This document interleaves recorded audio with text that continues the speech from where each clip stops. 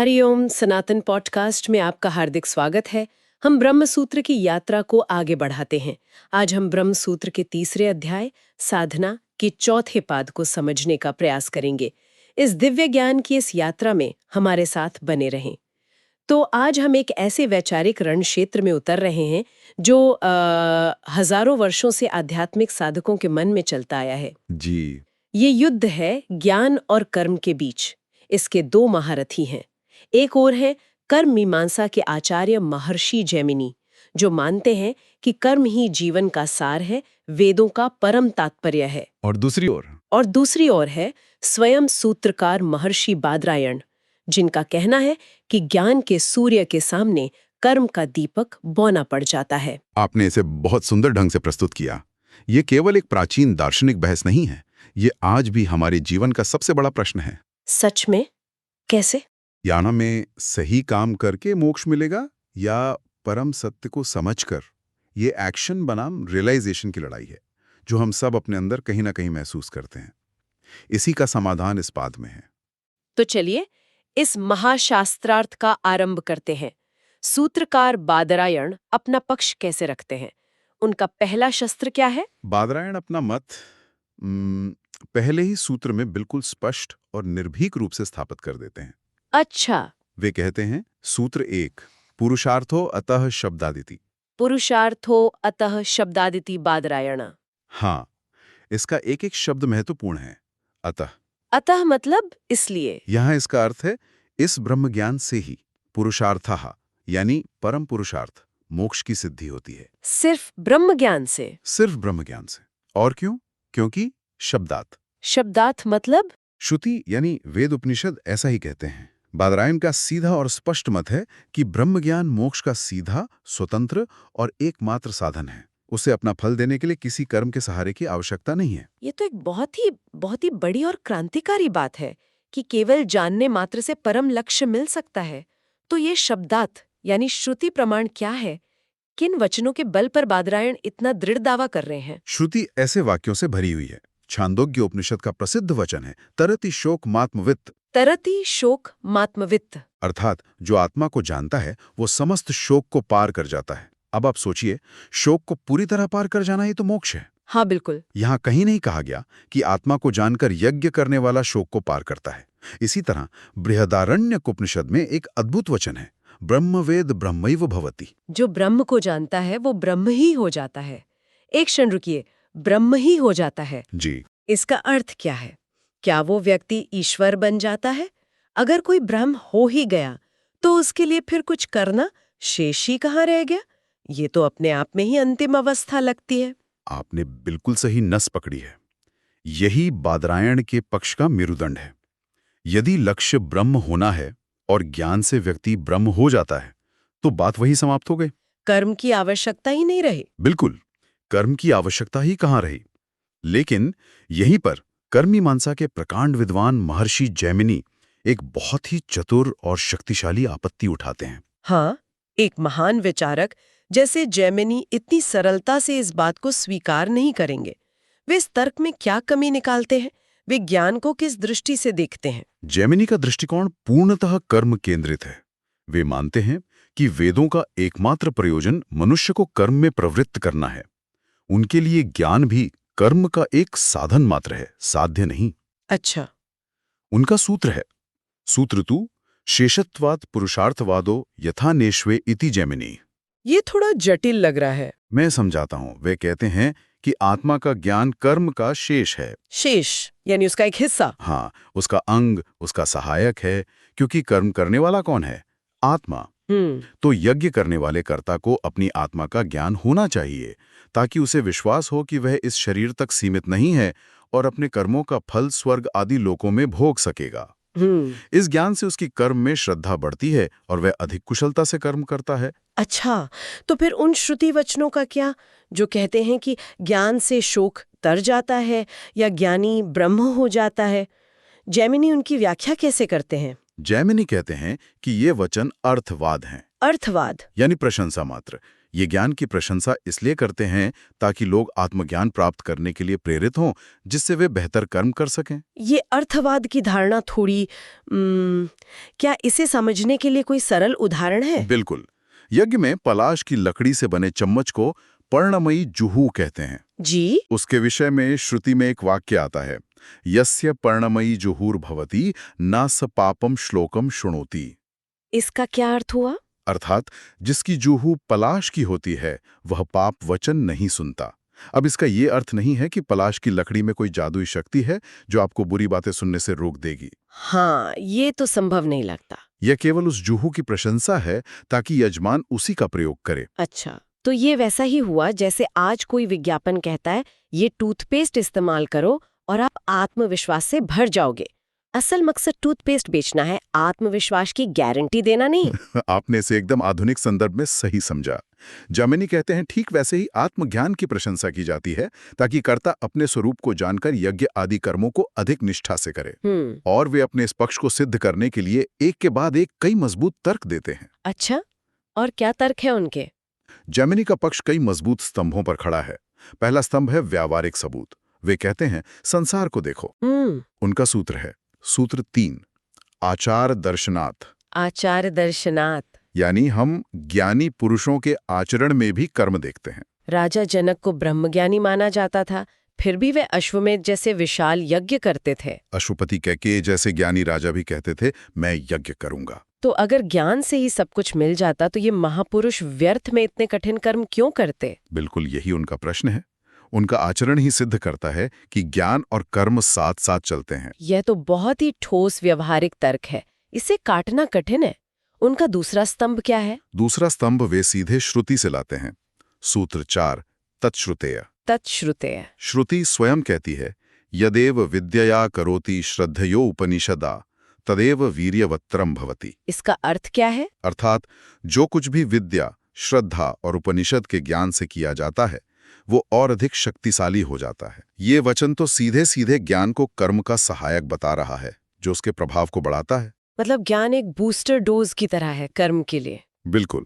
और वे आगे भी प्रमाण देते हैं। सूत्र 5, समन्वारम भणात्। समन्वारम भणान। एक और श्रुति वचन है जो कहता है कि मृत्यु के समय जीवात्मा के साथ उसकी विद्या और कर्म दोनों एक साथ जाते हैं। तम विद्या कर्मणि समन्वारभेते। जी, दोनों का एक साथ उल्लेख उनके घनिष्ठ संबंध का संकेत है कि वे मिलकर एक ही फल उत्पन्न करते हैं। और उनका तीसरा स्तंभ? तीसरा स्तंभ है जीवन के नियम। वे कहते हैं सूत्र 6, तद्वतो विधानात्। तद्वतो विधानात्। इसका अर्थ है कि जिसने वेद का अध्ययन कर लिया है, जो ज्ञानवान है, उसके लिए भी श्रुति में यज्ञ करने का विधान है। और सूत्र 7, नियमाच्च। श्रुति यह भी कहती है कुर्वन्ये वे इह कर्माणि जिजीविषे शतम समा। इस श्लोक में कर्म करते हुए ही 100 वर्ष जीने की इच्छा करनी चाहिए। बिल्कुल, ये तो जीवन भर कर्म करने का नियम है। इसमें कर्म त्याग की तो कोई बात ही नहीं है। तो जैमिनी ने तो पूरी तरह से नाकेबंदी कर दी है। उन्होंने आचरण मतलब जनक का उदाहरण, शास्त्र यानी सीधे श्रुति वचन और नियम, हर तरफ से अपने तर्क को मजबूत कर दिया है। मुझे तो समझ नहीं आ रहा कि बादरायण इस चक्रव्यूह को तोड़ेंगे कैसे, कहाँ से शुरू करते हैं वो? बादरायण बहुत ही शांति और प्रज्ञा से इस चक्रव्यूह का भेदन करते हैं। वे जैमिनी के सबसे मजबूत तर्क पर प्रहार नहीं करते, बल्कि उस नींव पर प्रहार करते हैं जिस पर जैमिनी का पूरा महल खड़ा है। अच्छा। उनका अगला सूत्र इस पूरे शास्त्रार्थ का हृदय है। सूत्र 8, अधिकोपदेशात् तु बादरायण सेवम तद्दर्शनात्। अधिकोपदेशात्। बादरायण कहते हैं कि जैमिनी जी, आप जिस आत्मा की बात कर रहे हैं वो कर्म करने वाला, सुख दुख भोगने वाला जीवात्मा है। निस्संदेह उस कर्ता आत्मा का ज्ञान कर्म में सहायक हो सकता है, किंतु उपनिषदों में जिस ज्ञान का उपदेश है वो इस जीवात्मा से अधिक यानी परे परम ब्रह्म का है। अच्छा। वो ब्रह्म अकर्ता, अभोक्ता, पाप पुण्य से रहित और पूर्णतः निष्क्रिय है। अब आप ही सोचिए, ऐसे निष्क्रिय ब्रह्म का ज्ञान जो कर्तापन के भाव को ही मिटा देता है, वो कर्म का सहायक कैसे हो सकता है? वो तो कर्म की जड़ पर ही कुठाराघात करता है। बिल्कुल। अरे, ये तो पूरा खेल ही बदल गया। मतलब वे दोनों अलग अलग विषयों पर बात कर रहे थे। जैमिनी कर्ता आत्मा के ज्ञान की बात कर रहे हैं और बादरायण उस परम आत्मा या ब्रह्म के ज्ञान की जो कर्तापन से ही परे है। यही मूल भेद है। ये तो बहुत ही गहरा भेद है। आपने सार पकड़ लिया।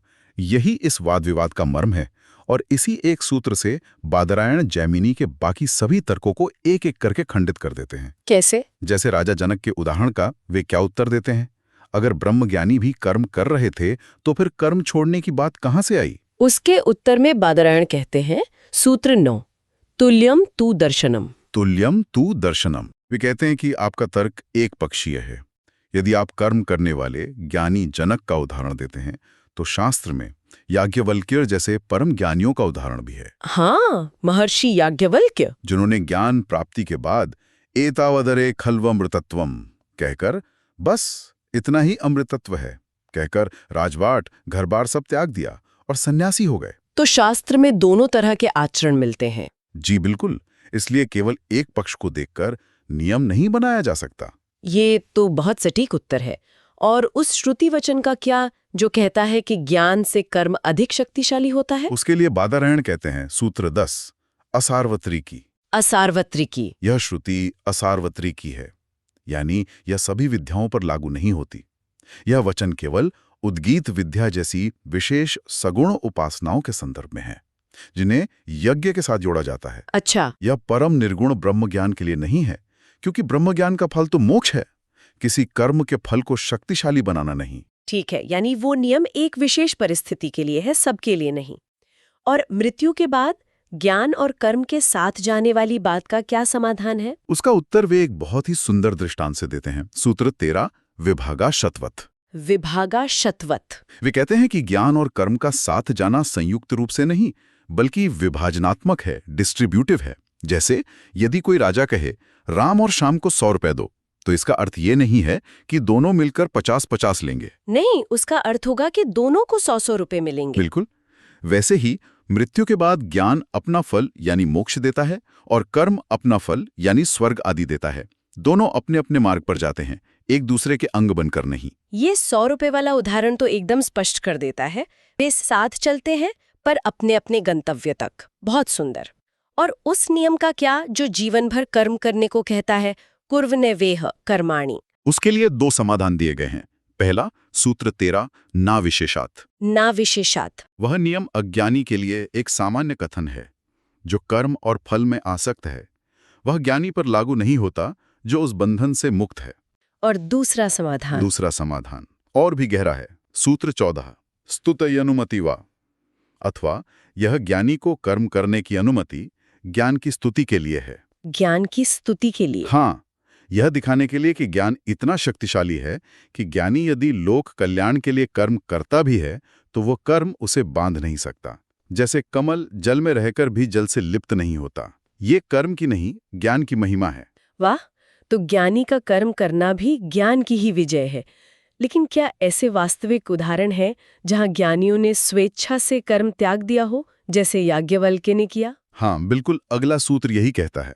सूत्र 15, कामकारेण चैके। कामकारेण चैके। कुछ प्राचीन ऋषि जैसे कि कवश के पुत्र ब्रह्म ज्ञान की प्राप्ति के बाद अपनी इच्छा से ही कर्मों का त्याग कर देते थे। वे कहते थे, हम संतान और संपत्ति से क्या करेंगे जब ये आत्मा ही हमारा लोक है। अच्छा। यह सिद्ध करता है कि कर्म ज्ञानी के लिए अनिवार्य नहीं, बल्कि एक विकल्प मात्र है। ठीक है, तो बादरायण ने जैमिनी के हर तर्क का सफलतापूर्वक खंडन कर दिया है, लेकिन क्या उनके पास कोई ऐसा अंतिम निर्णायक प्रहार है जो इस शास्त्रार्थ को हमेशा के लिए समाप्त कर दे? कोई ब्रह्मास्त्र? हाँ, अंत में वे 2 ऐसे अकाट्य तर्क प्रस्तुत करते हैं जिनके सामने जैमिनी का पक्ष टिक नहीं पाता। कौन से है वो? पहला है सूत्र 16, उपमर्दम च। उपमर्दम च। उपमर्द का अर्थ है पूरी तरह से नाश कर देना। श्रुति स्पष्ट रूप से कहती है, क्षीयन्ते चास्य कर्माणि तस्मिन् दृष्टे परावरे। उस पर ब्रह्म का साक्षात्कार होने पर इस ज्ञानी के समस्त संचित कर्म नष्ट हो जाते हैं। हाँ, अब आप ही सोचिए, जो सहायक होता है वह अपने स्वामी का नाश तो नहीं करता। अग्नि का सहायक वायु है, वह अग्नि को बुझाता नहीं, भड़काता है। सही बात है। यदि ज्ञान कर्म का सहायक होता तो वह कर्मों का नाश क्यों करता? यह तर्क तो जैमिनी के पक्ष को पूरी तरह ध्वस्त कर देता है। एक सहायक कभी अपने स्वामी का विनाशक नहीं हो सकता। यह अकाट्य है। और दूसरा ब्रह्मास्त्र। दूसरा और अंतिम तर्क है सूत्र 17, ऊर्ध्वरेतस्यु च शब्देहि। ऊर्ध्वरेतस्सु। ऊर्ध्वरेतस उन आश्रमों को कहते हैं जहां ब्रह्मचर्य का पालन होता है, जैसे संन्यास आश्रम। श्रुति में इन आश्रमों में भी ब्रह्म ज्ञान की प्राप्ति का स्पष्ट उल्लेख है। लेकिन संन्यास आश्रम में तो संन्यास आश्रम में तो अग्निहोत्र जैसे यज्ञ कर्मों का विधान ही नहीं होता, उनका तो त्याग कर दिया जाता है। अच्छा, यदि ज्ञान कर्म का अंग होता तो वह उन आश्रमों में कैसे प्राप्त हो सकता था जहां वे कर्म ही नहीं है जिनका वह अंग होता? यह भी एक अद्भुत तर्क है। यदि ज्ञान यज्ञ रूपी गाड़ी का पहिया है तो वह उस घर में कैसे मिल सकता है जहां गाड़ी ही नहीं है? इस विस्तृत और गहन विवेचन से यह पूरी तरह सिद्ध हो जाता है कि ब्रह्म ज्ञान ही मोक्ष का परम और स्वतंत्र साधन है। वह किसी कर्म के अधीन नहीं है, चित्त को शुद्ध करना है।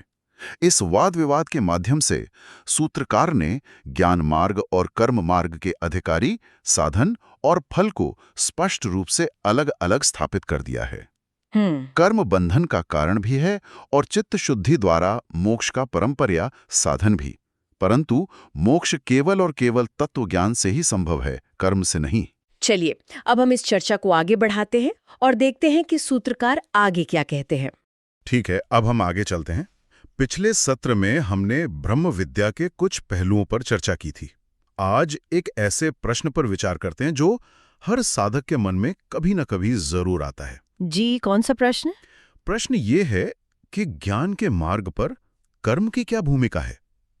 मतलब हम सुनते हैं कि आत्मज्ञान ही मोक्ष का एकमात्र साधन है। हाँ, ये तो सही है। तो फिर अग्निहोत्र जैसे वैदिक अनुष्ठान, यज्ञ, दान, तप, इन सब कर्मों का प्रयोजन क्या है? क्या ज्ञान प्राप्ति के लिए इनका पालन करना अनिवार्य है? ये प्रश्न साधना की दृष्टि से बहुत ही महत्वपूर्ण है, क्योंकि ज्ञान और कर्म के संबंध को लेकर ना अक्सर भ्रम की स्थिति बन जाती है। हाँ बिल्कुल, कुछ लोग कर्म को ही सब कुछ मान लेते हैं और कुछ लोग ज्ञान की बात करते हुए कर्म को पूरी तरह से नकार देते हैं। दोनों ही मतलब अतिवादी दृष्टिकोण है। ब्रह्मसूत्र हमें इस विषय में एक बहुत ही संतुलित और स्पष्ट दृष्टि प्रदान करता है। तो इस दुविधा को सूत्रकार कैसे सुलझाते हैं? सबसे पहले सूत्रकार ज्ञान के स्वरूप को ही स्थापित करते हैं। अगला सूत्र कहता है, अतएव चाग्नीन्धनाद्यनुपेक्षा। अतएव चाग्नीन्धनाद्यनुपेक्षा। अगर मैं इसे तोड़ने की कोशिश करूं तो अग्नि, ईंधन आदि, अनुपेक्षा। इसका मतलब तो यही हुआ कि अग्नि और ईंधन जैसी चीजों की अपेक्षा या आवश्यकता नहीं है। क्या मैं सही समझ रहा हूं? बिल्कुल, आपने शब्द का भाव एकदम सही पकड़ा है। सूत्र का अर्थ है, इसी कारण से ब्रह्म विद्या को अपने फल यानी मोक्ष की प्राप्ति के लिए अग्नि, ईंधन आदि की अर्थात अग्निहोत्र जैसे कर्मों की कोई अपेक्षा नहीं है। अच्छा, ये सूत्र एक बहुत बड़ी घोषणा कर रहा है। ये कह रहा है कि ज्ञान अपने आप में संपूर्ण है, आत्मनिर्भर है। उसे अपने परिणाम को देने के लिए किसी बाहरी कर्म की बैसाखी की आवश्यकता नहीं है। लेकिन ऐसा क्यों? ये बात थोड़ी और स्पष्ट कीजिए। हमारे शास्त्रों में तो कर्मकांड को, यज्ञ आदि को बहुत महिमा दी गई है। जी, दी गई है। कहा गया है कि यज्ञ करने से स्वर्ग मिलता है, पुण्य मिलता है। तो फिर जो सबसे बड़ा फल है मोक्ष, उसके लिए कर्म की आवश्यकता क्यों नहीं है? यहाँ कर्म के फल और ज्ञान के फल के स्वभाव में जो मौलिक अंतर है उसे समझना होगा। देखिए, कोई भी कर्म एक ऐसी चीज को उत्पन्न करता है जो पहले नहीं थी। एक नया परिणाम। हाँ, एक नया परिणाम है। जैसे आपने यज्ञ का उदाहरण दिया, यज्ञ करने से पहले आपके पास स्वर्ग का अधिकार नहीं था। यज्ञ करने के बाद वो अधिकार उत्पन्न हुआ। ये एक उत्पाद्य फल है। ठीक है, ये एक तरह की क्रिएशन है, एक नई उपलब्धि। सही कहा। परंतु मोक्ष कोई उत्पन्न होने वाली वस्तु या अवस्था नहीं है। यह कोई नया लोक नहीं है जहां हमें जाना है। वेदांत कहता है कि मोक्ष तो आत्मा का सहज नित्य सिद्ध स्वरूप है। मतलब हम पहले से ही मुक्त है। हाँ, आत्मा स्वभाव से ही मुक्त है। अरे, ये तो बहुत बड़ी बात है। तो फिर हम बंधन में क्यों महसूस करते हैं? अगर हम पहले से ही मुक्त हैं तो ये सारी साधना किस लिए? सूर्य तो हमेशा विद्यमान है, लेकिन काले घने बादल उसे ढक लेते हैं। तब हमें लगता है कि सूर्य है ही नहीं। क्या बादलों के आने से सूर्य नष्ट हो जाता है? नहीं, सूर्य तो अपनी जगह पर ही है, बस दिखाई नहीं दे रहा। बिल्कुल, यहाँ बादल ही अज्ञान है और सूर्य है हमारा आत्मस्वरूप। ज्ञान का काम किसी नए सूर्य को उत्पन्न करना नहीं है। तो ज्ञान का काम क्या है? ज्ञान तो बस उस हवा के झोंके की तरह है जो बादलों को यानी अज्ञान को हटा देता है। जैसे ही अज्ञान का आवरण हटा, आत्मा अपने सहज मुक्त स्वरूप में स्वयं प्रकाशित हो जाती है। अच्छा। इसीलिए ज्ञान को कर्म की सहायता की आवश्यकता नहीं है, क्योंकि उसका काम कुछ उत्पन्न करना है ही नहीं। उसका काम तो केवल पहले से विद्यमान सत्य पर पड़े पर्दे को हटाना है। वाह, ये उदाहरण तो बहुत ही स्पष्ट है। यानी कर्म कुछ नया बनाता है और ज्ञान बस उसे खोजता है जो पहले से है। आपने इसे बहुत सुंदर शब्दों में सार रूप में कह दिया। यही मूल भेद है। ठीक है, ये बात तो समझ में आ गई कि ज्ञान अपने फल मोक्ष के लिए कर्म पर निर्भर नहीं है। लेकिन अब मेरा मूल प्रश्न और भी गहरा हो गया है। पूछिए। अगर ऐसा है तो फिर श्रुतियों में, उपनिषदों में हर जगह यज्ञ, दान, तप जैसे कर्मों का इतना विधान क्यों है? अगर ये मोक्ष नहीं दे सकते तो ज्ञान के मार्ग पर चलने वाले साधक के लिए इनका क्या उपयोग है? क्या ये पूरी तरह से व्यर्थ है? नहीं, व्यर्थ तो कदापि नहीं है। उनका एक बहुत ही विशेष और महत्वपूर्ण प्रयोजन है। वे सीधे मोक्ष नहीं देते, पर मोक्ष के मार्ग पर चलने के लिए साधक को तैयार करते हैं। कैसे? अगला सूत्र इसी रहस्य को खोलता है। सूत्र है सर्वापेक्षा च यज्ञादि श्रुतेरश्ववत्। सर्वापेक्षा च यज्ञादि श्रुति रश्ववत्। सर्वापेक्षा मतलब सभी की अपेक्षा, और अश्ववत मतलब घोड़े के समान। जी। सभी कर्मों की अपेक्षा है घोड़े के समान। इन दोनों का क्या संबंध है? ये तो और भी उलझावा लग रहा है। हाँ, ये सूत्र बहुत सारगर्भित है। ये कहता है कि यद्यपि ज्ञान अपने फल के लिए कर्म पर निर्भर नहीं है, तथापि ज्ञान की उत्पत्ति के लिए सभी आश्रमों के कर्मों की अपेक्षा होती है। ज्ञान की उत्पत्ति के लिए? हाँ, ऐसा क्यों? क्योंकि श्रुति स्वयं ऐसा कहती है। बृहदारण्यक उपनिषद में एक प्रसिद्ध मंत्र आता है, तमेतम वेदानुवचनेन ब्राह्मणा विविदिशन्ति यज्ञेन दानेन तपसा नाशिकेन। इसका अर्थ क्या हुआ? इसका अर्थ है, ब्राह्मण यानी सत्य के खोजी उस आत्मा को वेद के अध्ययन से, यज्ञ से, दान से और अनासक्त तप से जानने की इच्छा करते हैं। एक मिनट, यहाँ एक शब्द पर मेरा ध्यान गया, विविदशन्ति, यानी जानने की इच्छा करते हैं। यहाँ ये नहीं कहा गया है कि यज्ञ से जान लेते हैं, बल्कि ये कहा गया है कि जानने की इच्छा करते हैं। क्या ये सिर्फ शब्दों का खेल है या इसमें कोई गहरा भेद है? आपने बिल्कुल मर्म की बात पकड़ी है। ये शब्दों का खेल नहीं, यही पूरा रहस्य है। श्रुति बहुत सावधानी से शब्दों का प्रयोग कर रही है। तो वो क्या कह रही है? वो ये नहीं कह रही कि यज्ञ आदि कर्म सीधे ज्ञान को उत्पन्न कर देते हैं। वो कह रही हैं कि ये कर्म साधक के मन में ज्ञान को पाने की एक सच्ची तीव्र इच्छा को, एक छटपटाहट को जन्म देते हैं। तो ये काम कैसे करते हैं? मतलब यज्ञ करने से ज्ञान की इच्छा कैसे पैदा हो सकती है? जब इन सभी कर्मों को, चाहे वो यज्ञ हो, दान हो या तप हो, निष्काम भाव से किया जाता है, बिना किसी फल की कामना के? हाँ, केवल कर्तव्य बुद्धि या ईश्वरार्पण बुद्धि से किया जाए, तो ये कर्म हमारे चित्त का शोधन करते हैं। हमारे मन में जो राग, द्वेष, काम, क्रोध, लोभ, मोह के मैल जमे हुए हैं, उन्हें ये धो डालते हैं। अच्छा। एक मलिन दर्पण में जैसे चेहरा साफ नहीं दिखता, वैसे ही एक अशुद्ध चित्त में आत्मा का स्वरूप प्रतिबिंबित नहीं हो सकता। ये कर्म उस दर्पण को साफ करने का काम करते हैं। जब चित्त शुद्ध और शांत होता है, तभी उसमें आत्मज्ञान को ग्रहण करने की योग्यता आती है, तभी सच्ची जिज्ञासा का उदय होता है। अच्छा, तो ये कर्म ज्ञान के डायरेक्ट कॉज नहीं है, बल्कि इनडायरेक्ट हेल्पर हैं। ये हमें ज्ञान के लिए योग्य बनाते हैं। बिल्कुल। ठीक है, पर सूत्र में वो अश्ववत यानी घोड़े के समान वाला उदाहरण क्यों दिया? ये एक बहुत ही व्यावहारिक उदाहरण है। देखिए, एक घोड़े का उपयोग कई तरह से हो सकता है ना? हाँ, हो सकता है। एक बहुत ही बलवान और तेज घोड़े को आप रथ खींचने जैसे भारी काम में लगा सकते हैं, जहां बहुत शक्ति की आवश्यकता है। परंतु यदि आपको बस एक लंबी यात्रा करनी हो, तो शायद एक साधारण घोड़ा भी सवारी के काम आ जाएगा, भले ही वो रथ ना खींच पाए। दोनों ही स्थितियों में घोड़ा उपयोगी है, पर उसका काम अलग-अलग है। ठीक है, तो इसका यज्ञ से क्या संबंध? इसी प्रकार कर्मों के भी दो प्रयोजन हैं। जब कर्म सकाम भाव से किए जाते हैं, तो वे शक्तिशाली घोड़े की तरह स्वर्ग आदि भारी फल उत्पन्न करते हैं। परंतु ज्ञान मार्ग में उन्हीं कर्मों का प्रयोजन बदल जाता है। कैसे? यहाँ वे उस सवारी के घोड़े की तरह हैं, जो आपको ज्ञान के द्वार तक पहुंचाने में मदद करता है। वे ज्ञान की उत्पत्ति में सहायक है, लेकिन ज्ञान का जो अंतिम फल है, मोक्ष, उसे देने में उनका कोई सीधा योगदान नहीं है। वे ज्ञान के बहिरंग साधन है, यानी बाहरी साधन है। बहुत बढ़िया, अब ये स्पष्ट हुआ। तो यज्ञ, दान आदि कर्म बहिरंग साधन हुए जो चित्त शुद्धि करके हमें ज्ञान के दरवाजे तक ले जाते हैं। जी। इससे यह प्रश्न उठता है कि दरवाजे के अंदर प्रवेश करने के लिए क्या कोई अंतरंग यानी भीतरी और अधिक सीधे साधन भी हैं? हाँ, निश्चित रूप से है। और सूत्रकार कहते हैं कि वे बाहरी साधनों से भी अधिक अनिवार्य हैं। अगला सूत्र उन्हीं के विषय में है। शम दमाद्युपेताः स्यात् तथापितु तद्विधेस्तदंगतया तेषम आवश्यानुष्ठेयत्वात्। वाह, यह सूत्र तो काफी लंबा है। चलिए इसे टुकड़ों में तोड़कर समझते हैं। यह क्या कह रहा है?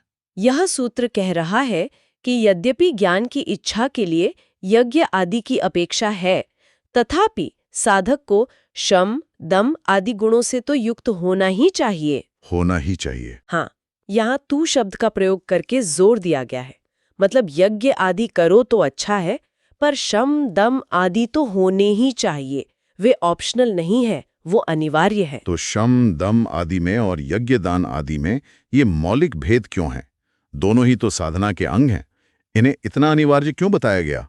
और ये शम और दम का वास्तविक अर्थ क्या है? शम का अर्थ है मन का नियंत्रण, मन को व्यर्थ के संकल्प विकल्पों से हटाकर शांत करना।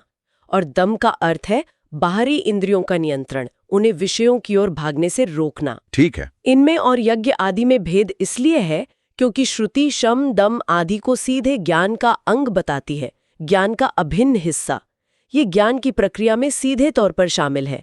बृहदारण्यक उपनिषद में ही आगे कहा गया है, तस्मादेवं विचान्तो दान्त उपरत तितिक्षु समाहितो भूत्वा आत्मनेवात्मनं पश्यति। इसका क्या तात्पर्य है? इसका अर्थ है, इसलिए जो ऐसा जानता है वो शम, इंद्रिय निग्रही दम, विषयों से विरक्त उपरत, सहनशील, तितिक्षु और एकाग्र समाहित होकर आत्मा में ही आत्मा का दर्शन करता है। अच्छा। यहाँ देखिए, इन गुणों को सीधे आत्मा का दर्शन करने से जोड़ा गया है। ये केवल योग्यता नहीं बनाते, ये दर्शन करने की प्रक्रिया का हिस्सा है। अच्छा, तो अगर मैं एक उपमा का प्रयोग करूं तो यज्ञ आदि कर्म खेत को तैयार करने, हल चलाने, पत्थर हटाने जैसे हैं। और शम, दम आदि उस तैयार खेत में बीज बोने, पानी देने और देखभाल करने जैसे हैं, जिनके बिना फसल उग ही नहीं सकती। बहुत ही सटीक उपमा है, बिल्कुल यही बात है।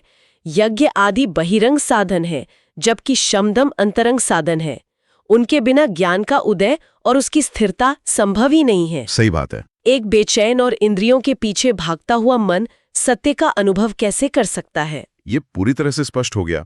अब एक और व्यावहारिक प्रश्न पर आते हैं जो लोगों को अक्सर भ्रमित करता है। जी। मान लीजिए किसी को ज्ञान की प्राप्ति हो गई, वो आत्म साक्षात्कार कर लेता है, तो उसके बाद क्या? क्या वो सभी सामाजिक और शास्त्रीय नियमों से ऊपर उठ जाता है? क्या वो अपनी इच्छा से कुछ भी कर सकता है? जैसे खाने पीने के जो नियम हैं, क्या भक्ष्य और अभक्ष्य का विचार उसके लिए समाप्त हो जाता है? ये एक बहुत ही आम धारणा है कि ज्ञानी पुरुष स्वेच्छाचारी हो जाता है, परंतु यह वेदांत की बहुत बड़ी गलत फहमी है। सूत्रकार इस भ्रम का भी बहुत स्पष्ट रूप से निवारण करते हैं। कैसे? अगला सूत्र इसी विषय पर है। सर्वान्नानुमतिश्च प्राणात्ययी तद दर्शनात्। सर्वा अन्न अनुमति है, इसका शाब्दिक अर्थ तो यही लगता है कि सभी प्रकार के अन्न की अनुमति है। तो क्या यह धारणा सच है? नहीं, सूत्र को पूरा देखना होगा। इसमें एक बहुत ही महत्वपूर्ण शर्त लगी है, प्राणात्ययी। प्राणात्य। इसका अर्थ है जब प्राण संकट में हो। यह सूत्र कहता है कि शास्त्र में जो अभक्ष्य भक्षण यानी न खाने योग्य वस्तुओं को खाने की अनुमति मिलती है, वह केवल और केवल प्राण रक्षा की अत्यंत विषम परिस्थिति में ही है। अच्छा, ये कोई सामान्य नियम नहीं है, बल्कि एक आपद धर्म है, एक एक्सेप्शन है। बिल्कुल।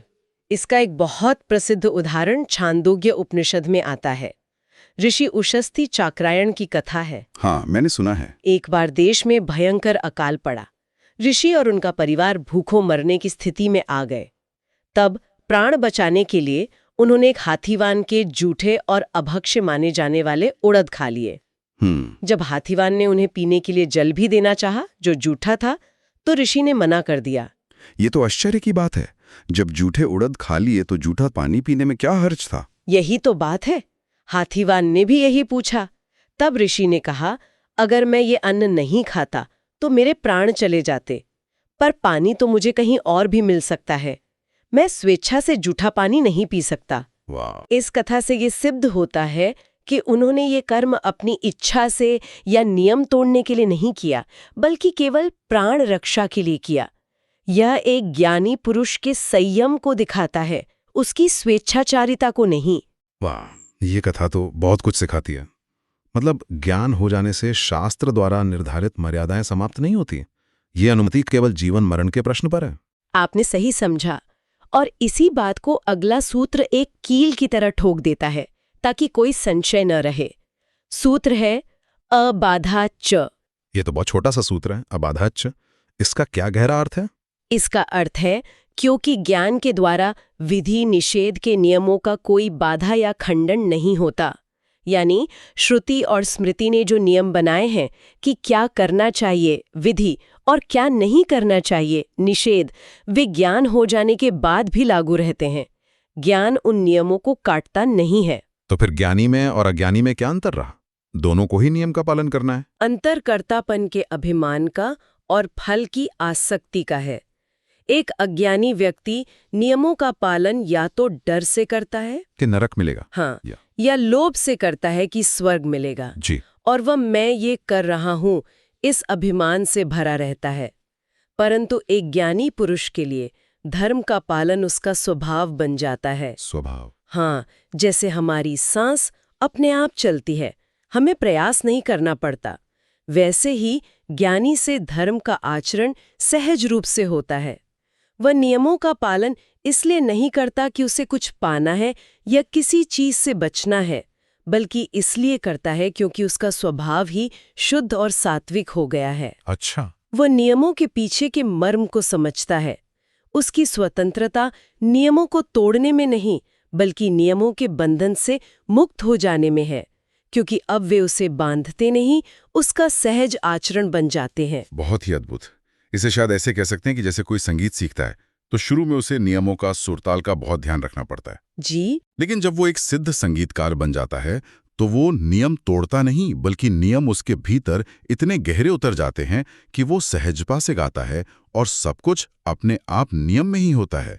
उसकी स्वतंत्रता नियमों की गहरी समझ से आती है। बहुत ही सुंदर दृष्टांत है। ज्ञानी पुरुष का जीवन ऐसा ही होता है। वो स्वेच्छाचारी नहीं, बल्कि स्वभावचारी होता है।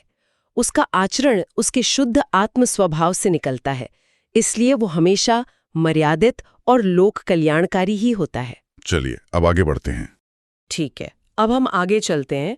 पिछले भाग में हमने ब्रह्म विद्या के फलों पर विचार किया था, पर अब एक ऐसा प्रश्न सामने आता है जो ज्ञान और कर्म के पूरे संबंध को और शायद जीवन जीने के दो सबसे बड़े मार्गों के द्वंद्व को हमारे सामने खड़ा कर देता है। बिल्कुल, ये दर्शन की दुनिया का एक महाप्रश्न है।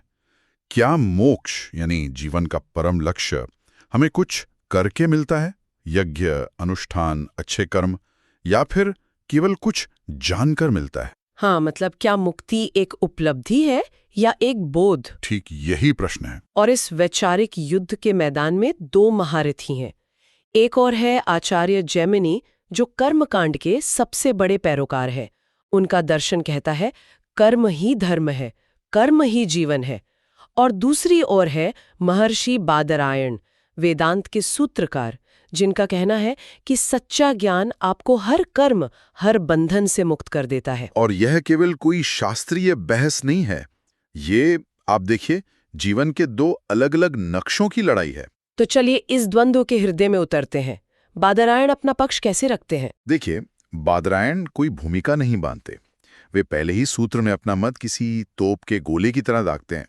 वे कहते हैं पुरुषार्थो तः शब्दात इति बादरायणा, पुरुषार्थो अतः शब्दात इति बादरायणा। यानी अतः इस ब्रह्म ज्ञान से ही पुरुषार्थ यानी जीवन के परम लक्ष्य मोक्ष की सिद्धि होती है।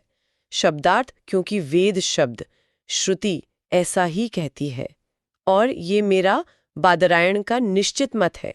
वाह, मतलब पहली गेंद पर छक्का, कोई लाग लपेट नहीं। बिल्कुल। वे कह रहे हैं कि इसका प्रमाण मैं नहीं, स्वयं श्रुति दे रही है, और श्रुतियों में ऐसे वचन भरे पड़े हैं।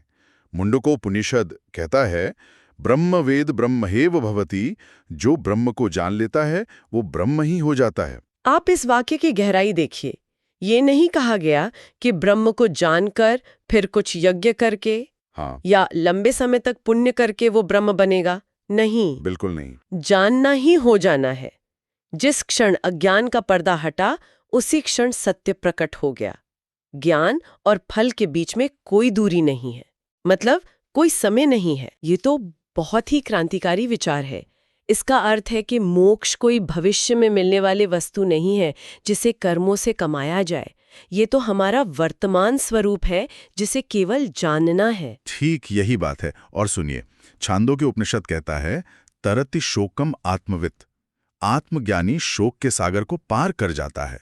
और श्वेताश्वतरोपनिषद तो मानो इस विषय पर अंतिम मोहर लगा देता है, तमेव विदित्वाति मृत्युमेति नान्यः पंथा विद्यते अनाय। मतलब उस परम पुरुष को जानकर ही मनुष्य मृत्यु को लांघ जाता है। इसके अतिरिक्त अयनाज परम पद तक पहुंचने का अन्यः पंथा न विद्यते, दूसरा कोई मार्ग है ही नहीं। कोई दूसरा मार्ग नहीं है।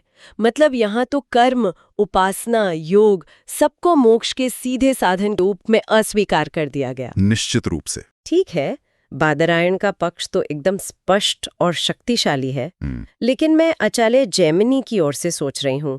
उन्होंने अपना पूरा जीवन वैदिक कर्मों की मीमांसा में लगाया, यज्ञों की एक एक विधि को स्थापित किया। वे इस बात को कैसे स्वीकार कर सकते हैं कि ये सब अंततः व्यर्थ है? उनका उत्तर क्या होगा? आपका संदेह बिल्कुल सही है, और जैमिनी का उत्तर भी उतना ही शक्तिशाली है। उनका पहला तर्क अगले सूत्र में आता है, शेषत्वात् पुरुषार्थवादो यथान्येष्विति जैमिनिः 3.42।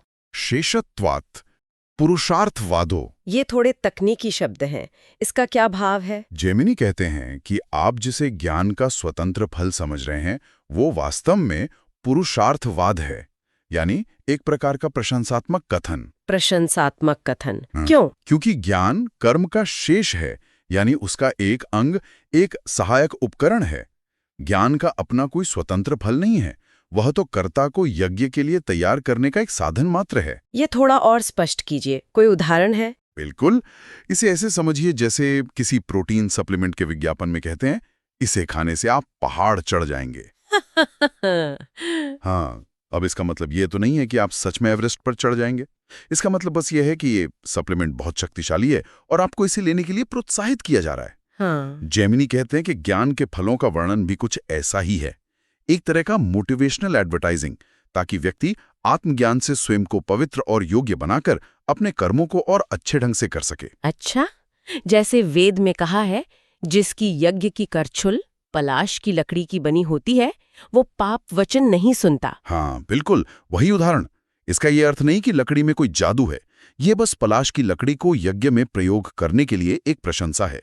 वैसे ही ज्ञान की प्रशंसा कर्म के लिए है। अच्छा, तो जैमिनी कह रहे हैं कि ज्ञान एक टूल है, एक क्वालिफिकेशन है, जिससे मुख्य कार्य यानी यज्ञ बेहतर होता है।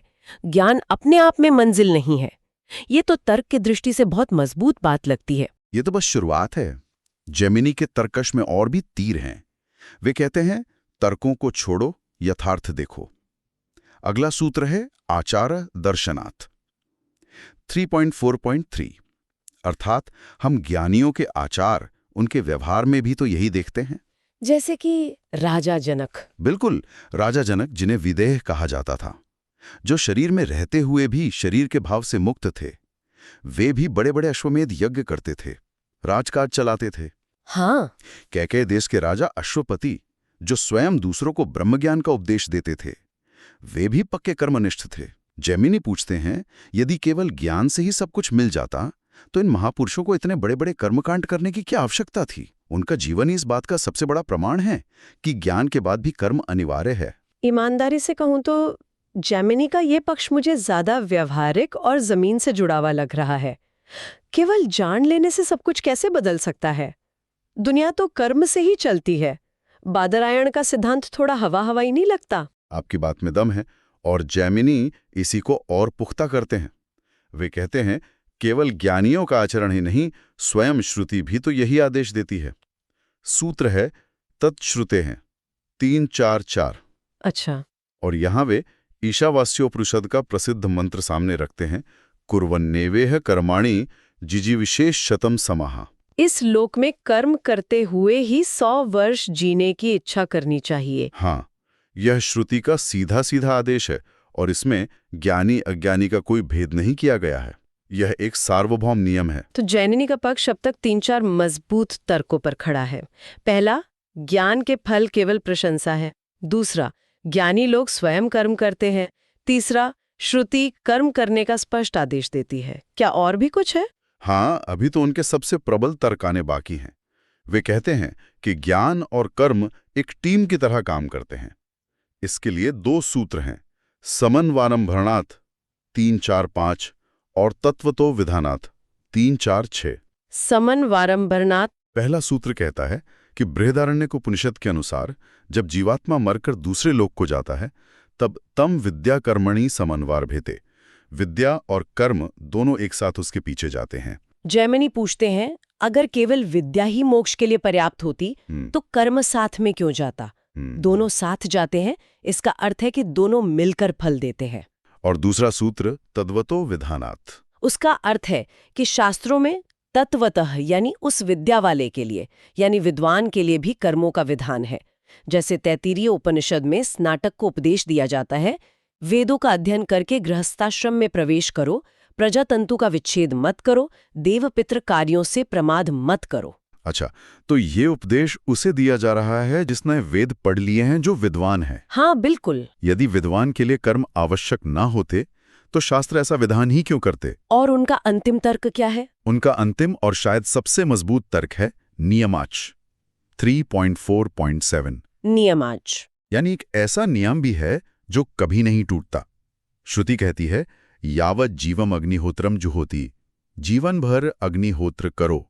ये यावत जीवम जीवन भर का नियम है, इसमें कोई छूट नहीं है। ऐसा नहीं कहा गया कि जब ज्ञान हो जाए तो छोड़ देना। तो इन सब तर्कों से जैमिनी एक अभेद्य किला खड़ा कर देते हैं, जिसका सार है ज्ञान कर्म का अंग है, उसे करने की योग्यता बढ़ाता है और दोनों मिलकर ही परम पुरुषार्थ देते हैं, ज्ञान अकेला नहीं। सच में ये एक अभेद्य किला ही लग रहा है। श्रुति, स्मृति, आचार, तर्क सब कुछ जैमिनी के पक्ष में है। अब मैं ये देखने के लिए उत्सुक हूं कि बादरायण इस किले को कैसे तोड़ते हैं। वे इसका खंडन कहां से शुरू करते हैं? बादरायण एक ही वार में इस किले की नींव पर प्रहार करते हैं। उनका अगला सूत्र देखिए, अधिकोपदेशात् तु बादरायण से एवं तद्दर्शनात् 3-4-8। अधिकोपदेशात्, अधिक का उपदेश, इसका क्या मतलब हुआ? इसका अर्थ है कि जैमिनी जिस आत्मा की बात कर रहे हैं और उपनिषद जिस आत्मा की बात कर रहे हैं, वे 2 अलग-अलग चीजें हैं। अच्छा। हाँ, जैमिनी की आत्मा कर्मकांड की आत्मा है, जो करता है, भोगता है, स्वर्ग जाना चाहती है, पाप पुण्य करती है, जन्म मृत्यु के चक्र में है। लेकिन उपनिषदों में तो उससे अधिक यानी सर्वथा भिन्न, श्रेष्ठ, विलक्षण आत्मा का उपदेश है। वो आत्मा तो अकर्ता, अभोक्ता, असंसारी, नित्य शुद्ध, बुद्ध मुक्त स्वभाव वाली है। वो स्वयं परब्रह्म है। अच्छा, तो ये है असली दाव। मतलब बादरायण कह रहे हैं कि आप लोग जिस आत्मा की बात कर रहे हो वो तो है ही नहीं जिसकी चर्चा उपनिषदों में हो रही है। आप एक खिलाड़ी यानी जीवात्मा की बात कर रहे हो और उपनिषद पूरे खेल मतलब ब्रह्म की बात कर रहे हैं। ये तो पूरी बहस का आधार ही बदल देता है। बिल्कुल, यह एक कैटेगरी एरर है, जैसा कहते हैं। बादरायण कहते हैं जब उपनिषद चिल्ला चिल्ला कर कह रहे हैं कि आत्मा असंगो अयम पुरुषा, यह पुरुष असंग है, अकर्ता है, तो उस अकर्ता आत्मा का ज्ञान कर्तापन पर आधारित कर्म का अंग कैसे हो सकता है? ये तो विरोधाभासी हो गया। हाँ, ये तो प्रकाश और अंधकार को मिलाने जैसा है। ज्ञान तो कर्ता होने के अभिमान को ही नष्ट कर देता है। जो वस्तु किसी चीज का नाश करती हो वो उसकी सहायक कैसे हो सकती है? एक मिनट, ये बात मुझे थोड़ी उलझा रही है। अगर जैमिनी सही है कि जनक जैसे ज्ञानी भी कर्म करते थे तो ये तो बहुत बड़ा सबूत है इसे कैसे काटा जा सकता है? क्या बादरायण के पास इसका कोई जवाब है? बिल्कुल है। बादरायण कहते हैं कि आप सिर्फ एक पक्ष देख रहे हैं। उनका सूत्र है तुल्यम तु दर्शनम 3, 4, 9। तुल्यम तु दर्शनम। दर्शनम तु तुल्यम। उदाहरण तो दोनों तरफ बराबर के मिलते हैं। यदि आप कर्म करने वाले ज्ञानी राजा जनक को देखते हैं तो हम आपको कर्म का त्याग करने वाले ज्ञानी याज्ञवल्क्य को भी दिखाते हैं। अच्छा, याज्ञवल्क्य का उदाहरण? हाँ, याज्ञवल्क्य ने अपनी पत्नी मैत्रेयी से कहा, एतावद्रे खल्वमृतत्वम। प्रिय मैत्रेयी, बस यही अमृतत्व है। और यह कहकर राजपाट, घर बार सब कुछ छोड़कर संन्यास ले लिया।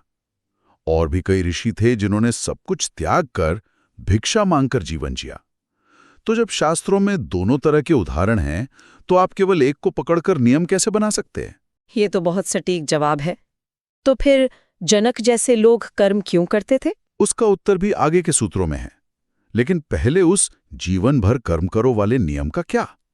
उसके जवाब में बादरायण कहते हैं असार्वत्रिकी 3, 4, 10। असार्वत्रिकी।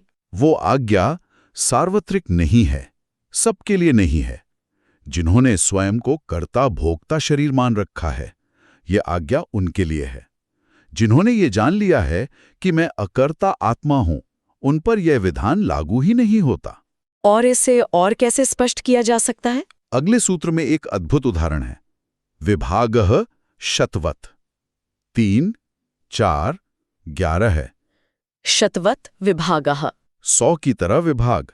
ये कैसा उदाहरण है? ये उदाहरण जैमिनी के ही मीमांसा शास्त्र से लिया गया है।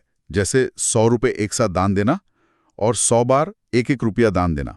ये दो अलग अलग कर्म हैं और इनके फल भी अलग हैं। इन्हें मिलाया नहीं जा सकता। ठीक उसी तरह ज्ञान और कर्म दो बिल्कुल अलग चीजें हैं। अच्छा। ज्ञान का स्वभाव है प्रकाश, जो अज्ञान को मिटाता है। कर्म का स्वभाव है क्रिया, जो कर्ता कर्म फल की त्रिपुटी पर चलती है। इनका स्वभाव इतना अलग है कि इन्हें मिलाना असंभव है। इनका विभाग स्पष्ट है। वे नियम किसके लिए है? अगला सूत्र कहता है अध्ययन मात्रवतः 3.4.12। यह नियम उसके लिए है जिसने केवल वेद का अध्ययन मात्र किया है, अक्षर पढ़े हैं, पर उसके रहस्य को, उसके तात्पर्य को नहीं समझा। ये ऐसा है जैसे कोई ट्रैफिक नियमों की किताब को रट लें, पर उसे सुरक्षित गाड़ी चलाने के मूल सिद्धांत ही न पता हो। जो सिद्धांत समझ गया वो नियमों से बंधा नहीं है, वो उन्हें सहजता से जीता है। बहुत सुंदर उपमा है। अब आपके पिछले प्रश्न पर आते हैं कि ज्ञानी कर्म क्यों करते हैं। बादरायण कहते हैं स्तुतये नुमतिर्वा 3, 4, 14। ज्ञानी का कर्म करना कर्म का विधान नहीं है, बल्कि ज्ञान की स्तुति है, प्रशंसा है। ज्ञान की स्तुति। हाँ, भाव यह है कि देखो, ज्ञान इतना शक्तिशाली है कि ज्ञानी लोक संग्रह के लिए, दुनिया को रास्ता दिखाने के लिए कर्म करते हुए भी उसमें लिप्त नहीं होता। जैसे कमल का पत्ता पानी में रहकर भी गीला नहीं होता। ये ज्ञान की महिमा है, कर्म की अनिवार्यता नहीं। और इस बात का क्या कोई और प्रमाण है कि ज्ञानी के लिए कर्म बंधन नहीं बल्कि इच्छा का विषय है? हाँ, एक बहुत निर्णायक सूत्र है, कामकारेण चैके 3, 4, 15। कुछ श्रुतियां जैसे बृहदारण्यक स्पष्ट कहती हैं कि आत्मज्ञानी कामकार से, यानी अपनी स्वतंत्र इच्छा से आचरण करता है। प्राचीन ज्ञानी ऋषि कहते थे, किम प्रजाया करिष्यामो येषाम नो यमात्मा यम लोकः। हम संतान से क्या करेंगे जिनके लिए ये आत्मा ही हमारा लोक, मतलब सब कुछ है। ये भाव दिखाता है कि कर्म करना या न करना उनकी इच्छा पर निर्भर था, किसी नियम के बंधन पर नहीं। शास्त्र है जो इस बहस को हमेशा के लिए समाप्त कर दे? कोई ऐसा तर्क जो ज्ञान की केवल स्वतंत्रता नहीं बल्कि सर्वोच्चता स्थापित कर दे? 2 ब्रह्मास्त्र हैं। पहला है उपमर्दम च 3, 4, 16। उपमर्दम च। उपमर्द का अर्थ है पूरी तरह से कुचल देना, बिल्कुल विनाश कर देना। श्रुति और स्मृति दोनों कहती हैं, जैसा गीता में भगवान ने कहा, ज्ञानाग्नि ही सर्व कर्माणि भस्मसात कुरुते अर्जुन। ज्ञान रूपी अग्नि सभी कर्मों को भस्म कर देती है। अब आप ही सोचिए, जो ज्ञान कर्म का और उसके संस्कारों का जड़ से नाश करने वाला है, वो उसी कर्म का अंग या सहायक कैसे हो सकता है? सही बात है। ये तो आग को कहना कि वो लकड़ी की सहायक है।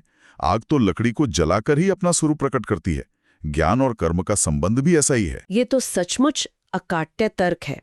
जो विनाशक है वो अंग नहीं हो सकता। और दूसरा ब्रह्मास्त्र क्या है? दूसरा तर्क एक तरह से संस्थागत प्रमाण है। सूत्र है ऊर्ध्वरेतस्सु च शब्देहि 3.14। ऊर्ध्वरेतस्सु। ऊर्ध्वरेतस एक तकनीकी शब्द है उन आश्रमों के लिए जिनमें गृहस्थ जीवन नहीं होता, यानी वानप्रस्थ और सन्यास। अब सोचिए, हमारे शास्त्रों में सन्यास आश्रम का स्पष्ट विधान है। हाँ। और सन्यास का अर्थ ही है सभी प्रकार के यज्ञ, अग्निहोत्र आदि कर्मों का पूरी तरह से त्याग। सन्यासी केवल ज्ञान चर्चा और ध्यान में रहता है। तो बात सीधी है। अगर हिंदू धर्म में सन्यास जैसा एक पूरा आश्रम मौजूद है जिसे शास्त्र मान्यता देते हैं और जहां कर्मकांड करना वर्जित है, तो फिर ये कहना कि कर्म सबके लिए अनिवार्य है, ये तो अपने आप ही गलत सिद्ध हो जाता है। यही सन्यास आश्रम का अस्तित्व ही इस बात का सबसे बड़ा प्रमाण है कि शास्त्र ये मानते हैं कि केवल ज्ञान के द्वारा बिना कर्म के मोक्ष संभव है। इसलिए ये सिद्ध होता है कि ज्ञान किसी कर्म का अंग नहीं है, बल्कि स्वतंत्र रूप से परम पुरुषार्थ देने में समर्थ है। कर्म चित्त को शुद्ध करके ज्ञान के लिए भूमि तैयार कर सकता है, लेकिन मुक्ति का सीधा कारण तो एकमात्र आत्मज्ञान ही है। तो हमने ये अद्भुत वैचारिक द्वंद्व देखा, जैमिनी का व्यवहारिक कर्म प्रधान जगत और उसके सामने बादरायण का ज्ञान पर आधारित मुक्ति का क्रांतिकारी दर्शन। और अंत में ये स्पष्ट हो जाता है कि कर्म दर्पण को साफ करने जैसा है और ज्ञान उस साफ दर्पण में अपना वास्तविक चेहरा देखने जैसा है। एक साधन है, दूसरा साध्य। बिल्कुल, दोनों का अपना स्थान है, पर दोनों के स्तर में भेद है। कर्म यात्रा की तैयारी है, ज्ञान मंजिल पर पहुंच जाना है। चलिए आगे बढ़ते हैं। ठीक है, अब आगे चलते हैं। एक बड़ा स्वाभाविक और गहरा प्रश्न है जो हर साधक के मन में कभी न कभी उठता ही है। हम सब जीवन में मोक्ष की बात करते हैं, परम लक्ष्य की बात करते हैं। तो ये परम लक्ष्य, ये मोक्ष आखिर मिलता कैसे है? क्या ब्रह्म ज्ञान, यानी ये जान लेना कि मैं कौन हूं, अपने आप में ही परम लक्ष्य है? या फिर ये ज्ञान हमारे वैदिक कर्मों को, हमारे यज्ञ अनुष्ठानों को और अधिक प्रभावशाली बनाने का एक साधन मात्र है? मतलब सीधी भाषा में कहें तो ज्ञान और कर्म का रिश्ता क्या है? क्या ये एक दूसरे के पूरक हैं या एक दूसरे से पूरी तरह स्वतंत्र हैं? ये प्रश्न केवल एक जिज्ञासा नहीं है, ये तो आप कह सकती हैं वेदांत दर्शन की नींव है। साधना का पूरा मार्ग इसी एक प्रश्न के उत्तर पर टिका हुआ है। अगर दिशा ही स्पष्ट न हो तो यात्री पहुंचेगा कहाँ? और ये विषय इसलिए और भी रोचक हो जाता है क्योंकि इस पर हमारे दो महान ऋषियों, महर्षि बादरायण और महर्षि जैमिनी के दृष्टिकोण में एक गहरा वैचारिक द्वंद्व दिखाई देता है। ब्रह्मसूत्र मानो एक सर्वोच्च न्यायालय की तरह इस महान विवाद का समाधान करता है और एक ऐसा निर्णय देता है जो आज तक साधकों का मार्गदर्शन कर रहा है। वाह! तो ये एक तरह का दार्शनिक शास्त्रार्थ है जो सूत्रों में समाया हुआ है, जो कि ब्रह्मसूत्र महर्षि बादरायण की ही रचना है। तो ये तो स्वाभाविक है कि हम पहले उन्हीं का पक्ष जानें। वे इस ज्ञान कर्म की पहेली को कैसे सुलझाते हैं? बिल्कुल, महर्षि बादरायण अपने पक्ष की स्थापना बड़े ही स्पष्ट और शक्तिशाली ढंग से करते हैं। वे इस अधिकरण का पहला सूत्र ही अपने मत को स्थापित करने के लिए प्रस्तुत करती हैं। सूत्र 3-4-1 पुरुषार्थोत शब्दादिति बादरायण। पुरुषार्थोता, तो अतः शब्द पर बहुत जोर है यहाँ। हाँ, एक एक शब्द महत्वपूर्ण है। बादरायण कहते हैं कि अतः अर्थात इस ब्रह्म ज्ञान से ही पुरुषार्थः अर्थात परम पुरुषार्थ यानी मोक्ष की प्राप्ति होती है, किसी और चीज से नहीं मिलती। और जब आप पूछते हैं कि इसका प्रमाण क्या है, तो वे कहते हैं शब्दात, यानी श्रुति, वेद और उपनिषद स्वयं बार बार यही घोषणा करते हैं। अच्छा, जैसे वो ब्रह्मविद ब्रह्मेव भवति। हाँ बिल्कुल, ब्रह्मविद ब्रह्मेव भवति, ब्रह्म को जानने वाला ब्रह्म ही हो जाता है।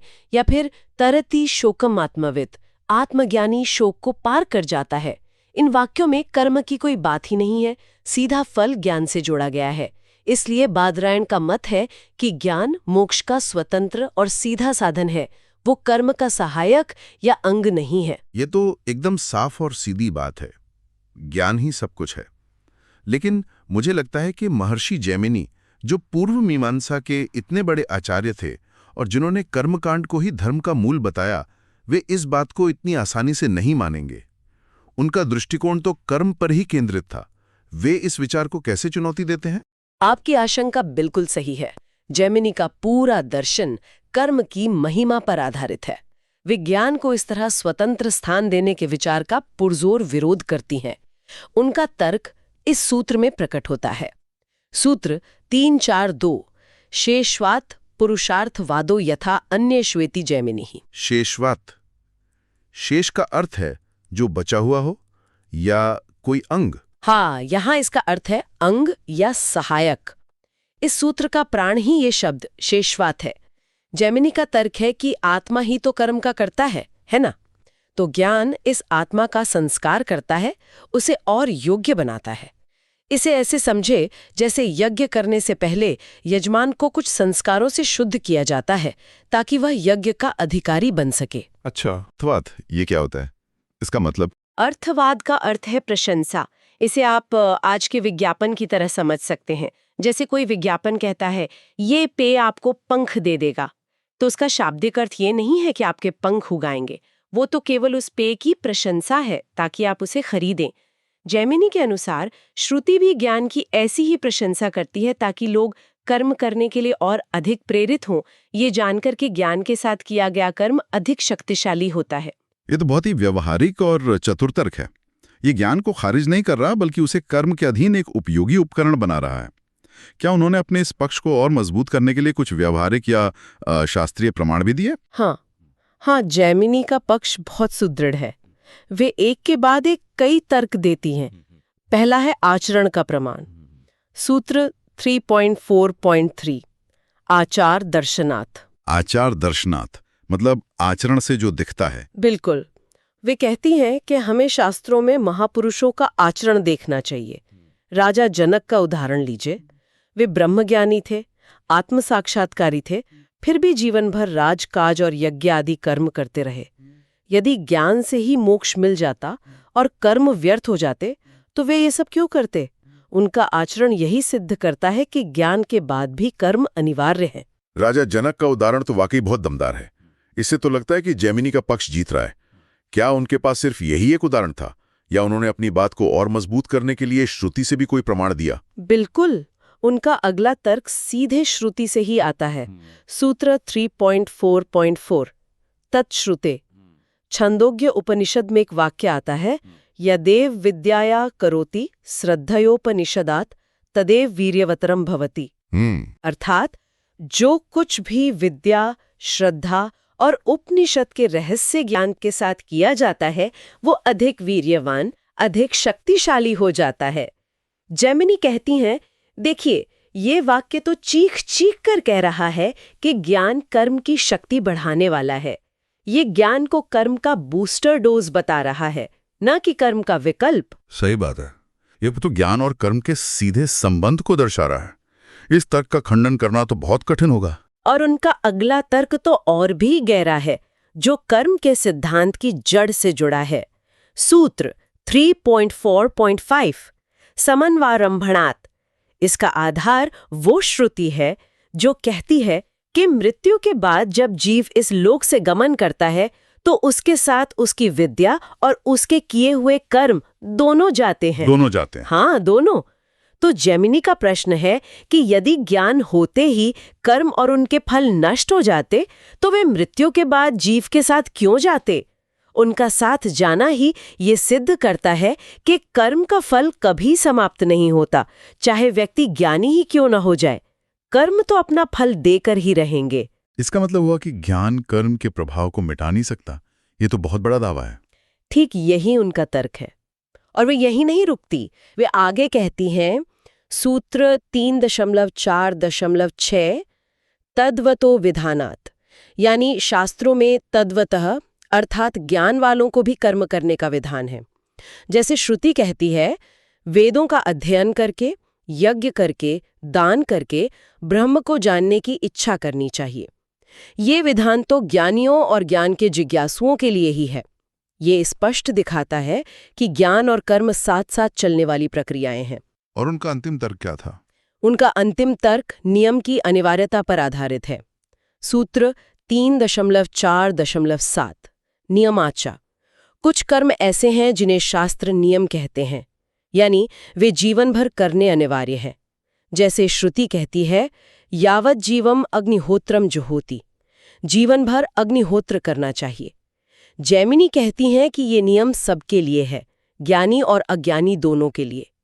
यदि ज्ञान से कर्म की आवश्यकता समाप्त हो जाती तो ये जीवन भर का नियम अर्थहीन हो जाता। सच कहूं तो महर्षि जैमिनी के इन तर्कों को सुनकर लगता है कि उनका पक्ष लगभग अकाट्य है। उन्होंने आचरण, श्रुति प्रमाण, कर्मफल सिद्धांत, शास्त्रीय विधान और नित्य नियम हर दृष्टिकोण से अपनी बात को सिद्ध कर दिया है। ऐसा लगता है कि उन्होंने सारे दरवाजे बंद कर दिए हैं। अब ये देखना बहुत ही रोचक होगा कि महर्षि बादरायण इन सभी शक्तिशाली तर्कों की दीवार को कैसे तोड़ते हैं। और यही वेदांत का असली रहस्य और सौंदर्य प्रकट होता है। महर्षि बादरायण एक एक करके तर्कों का उत्तर नहीं देते। वे एक ऐसा मूल सूत्र प्रस्तुत करते हैं जो जैमिनी के पूरे तर्क के आधार को ही हिला देता है। यह एक ही बार में सभी तर्कों का खंडन है। सूत्र 3.4.8 अधिकोपदेशात् तु बादरायणस्यैव तद्दर्शनात्। अधिकोपदेशात्, इसमें अधिक शब्द का क्या अर्थ है? इस सूत्र का अर्थ बहुत गहरा है। बादरायण कहते हैं कि जैमिनी का पूरा तर्क इसलिए गलत है क्योंकि वे उस आत्मा की बात कर रही हैं जो कर्म करता है, यानी जीवात्मा, जबकि उपनिषदों में जिस आत्मा का उपदेश दिया गया है वो इस कर्म करने वाले जीवात्मा से अधिक, यानी सर्वथा भिन्न है। जीवात्मा खुद को कर्ता, भोक्ता, सुखी, दुखी मानता है, लेकिन उपनिषद जिस ब्रह्म की बात करते हैं वो अकर्ता, अभोक्ता, नित्य शुद्ध, बुद्ध और मुक्त स्वभाव वाला है। जब साधक को ये ज्ञान होता है कि अहम ब्रह्मास्मि, मैं ही वो ब्रह्म हूं, तो उसका कर्ता होने का भाव ही जड़ से समाप्त हो जाता है। ओह, तो जब कर्ता ही नहीं रहा। बिल्कुल। और जब कर्तापन का भाव ही नहीं रहा, जो कर्म का मूल आधार है, तो फिर ज्ञान कर्म का अंग कैसे हो सकता है?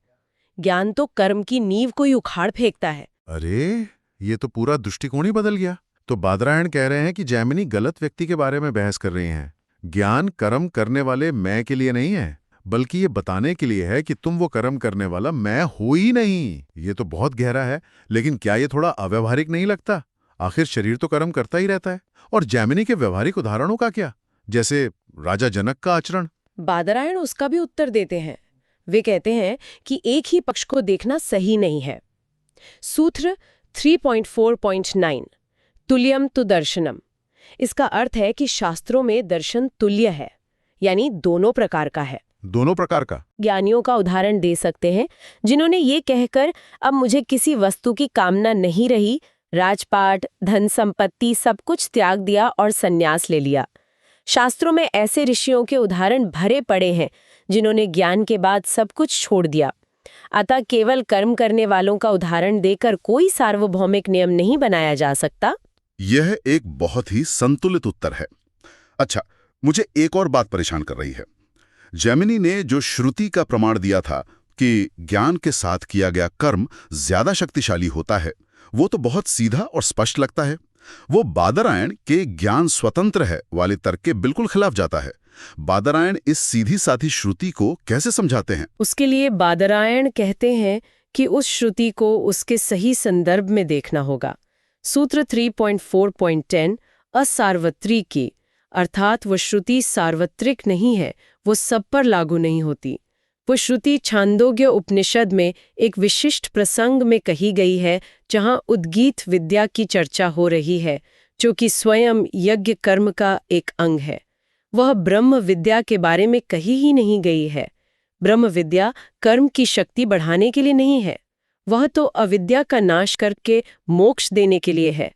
दोनों का उद्देश्य और क्षेत्र अलग है। अच्छा, तो वह एक विशेष कर्म संबंधी ज्ञान के लिए थी, परम ज्ञान के लिए नहीं। और उस तर्क का क्या कि कर्म जीव के साथ जाते हैं, चाहे वो ज्ञानी हो या अज्ञानी? इसका उत्तर बादरायण 2 सूत्रों में बड़ी सुंदरता से देते हैं। पहला है सूत्र 3.4.11 विभागः शतवत्। वे कहते हैं कि ज्ञान और कर्म के अधिकार क्षेत्र में विभागः है, वे पूरी तरह से अलग है। जैसे शतवत्, मान लीजिए 100 रुपए हैं, उन 100 रुपयों को 100 लोगों में बांटने का कार्य एक अलग चीज है और उन 100 रुपयों को केवल देखने का कार्य एक अलग चीज है। दोनों का कोई मिश्रण नहीं हो सकता।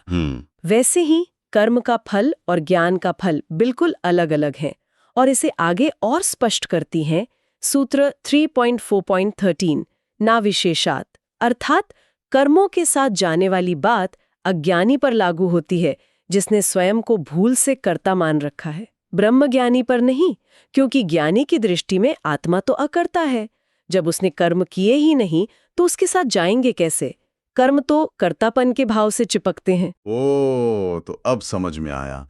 तो वो जो विधान हैं जो कहते हैं कि वेदों को पढ़कर कर्म करना चाहिए, वो असल में विद्यार्थियों के लिए हैं, स्नातकों के लिए नहीं। मतलब जिसने सिर्फ किताबें पढ़ी हैं उसके लिए नियम है, पर जिसने ज्ञान को जी लिया वो पाठ्यक्रम से ही बाहर हो गया। क्या मैं सही समझ रहा हूँ? आपने बिल्कुल सही पकड़ा। यही बात अगला सूत्र कहता है, सूत्र 3.4.12 अध्ययन मात्रवतः। बादरायण कहते हैं कि वे आदेश केवल उनके लिए हैं जो अध्ययन मात्रवतः है, यानी जिन्होंने केवल वेदों का शाब्दिक अध्ययन किया है। वे उनके लिए नहीं है जिन्होंने उपनिषदों के महावाक्यों का अनुभव करके ब्रह्म का साक्षात्कार कर लिया है। जिसने केवल शास्त्र पढ़ा है वो अभी भी कर्ता भाव में है, इसलिए उसे कर्म का विधान है। पर जिसने आत्म साक्षात्कार कर लिया वो इन विधियों और निषेधों से परे चला जाता है। तो बादरायण ने जैमिनी के तर्कों का पूरी तरह से खंडन कर दिया है। लेकिन फिर भी एक प्रश्न बचता है, अगर कर्म अनिवार्य नहीं है तो राजा जनक जैसे ज्ञानी कर्म करते ही क्यों थे? अगर ये उनकी बाध्यता नहीं थी तो उसका प्रयोजन क्या था? बहुत ही उत्तम प्रश्न है। और अब बादरायण ज्ञान की सर्वोच्चता को स्थापित करते हुए इन प्रश्नों का अंतिम उत्तर देते हैं। वे कहते हैं, सूत्र 3.4.14 स्तुतिये अनुमतिर्वा। इसका भाव है कि यदि शास्त्रों में कहीं किसी ज्ञानी को कर्म करने की अनुमति दी भी गई है तो वह कर्म के विधान के लिए नहीं बल्कि ज्ञान की स्तुति यानी महिमा के लिए है। ज्ञान की महिमा के लिए? हाँ, ये दिखाने के लिए कि देखो ब्रह्म ज्ञान इतना शक्तिशाली है कि ज्ञानी लोक संग्रह के लिए कर्मों के बीच रहते हुए भी उनसे लिप्त नहीं होता, कर्म भी उसे बंधन में नहीं डाल सकता।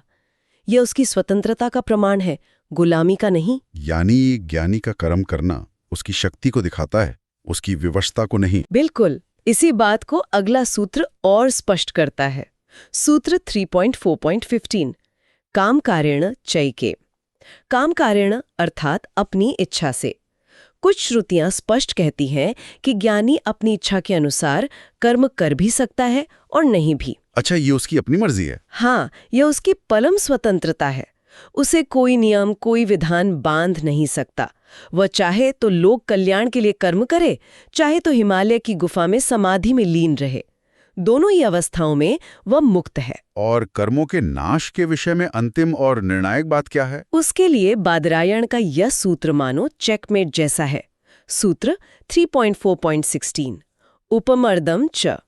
श्रुति स्पष्ट कहती है कि ज्ञान सभी संचित कर्मों और पापों का उपमर्द कर देता है, यानी उन्हें जड़ से कुचलकर नष्ट कर देता है। अब तर्क बहुत सीधा है। जो वस्तु कर्मों का ही विनाश कर दे वो भला उसका अंग या सहायक कैसे हो सकती है? सही बात है। नाशक कभी नाश होने वाली वस्तु का अंग नहीं होता। अग्नि लकड़ी का अंग नहीं होती, वो तो लकड़ी को भस्म कर देती है। ठीक वैसे ही ज्ञान कर्म को भस्म कर देता है। ये तो सच में निर्णायक तर्क है, इसके बाद तो कोई संशय नहीं बचता। लेकिन एक अंतिम प्रश्न व्यवहारिक दृष्टि से, क्या इसका अर्थ ये है कि एक साधक के लिए कर्म पूरी तरह व्यर्थ है? क्या उसे ज्ञान प्राप्ति के मार्ग पर कर्मों की कोई आवश्यकता नहीं है? नहीं, ऐसा कहना भी एक भूल होगी। कर्म की सही भूमिका को स्पष्ट करने के लिए बादरायण अंतिम और बहुत महत्वपूर्ण सूत्र देते हैं। सूत्र 3.4.17 ऊर्ध्वरेतासु च शब्देहि।